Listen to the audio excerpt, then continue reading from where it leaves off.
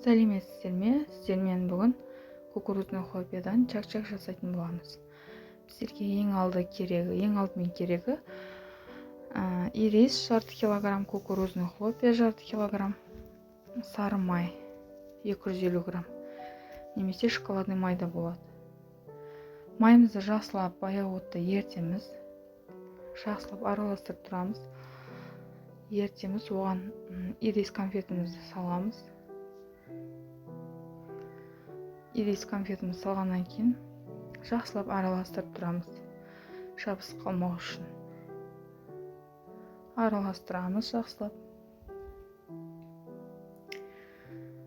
Әдемі масса шыққаннан кейін осындай хлопьямыздың үстіне құятын боламыз. Хлопьямыздың үстіне құямыз жақсылап ыстық күйінде. Кейін жақсылап араластырамыз. Барлығы араласу керек, жақсы міндетті түрде асықпай араластырып аламыз. Сосын тарелкаға саламыз. Тарелкаға салып, әдемілеп үстінен басамыз. Бір тегіс қылып басып шығамыз әдемілеп.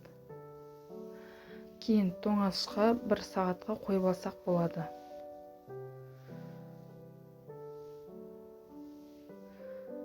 Тоңазытқышқа қойғаннан кейін әдемілеп кесіп, тарелкаға салып жей берсеңіздер болады.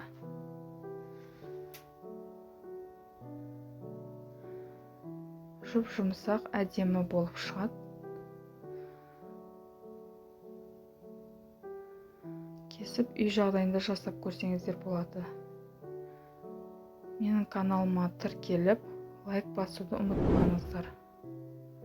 Менің каналымда жаңа рецептермен бөлісіп отырамын. Әрқашан қолдап, лайктарыңызды басып отырсаңыздар болғаны.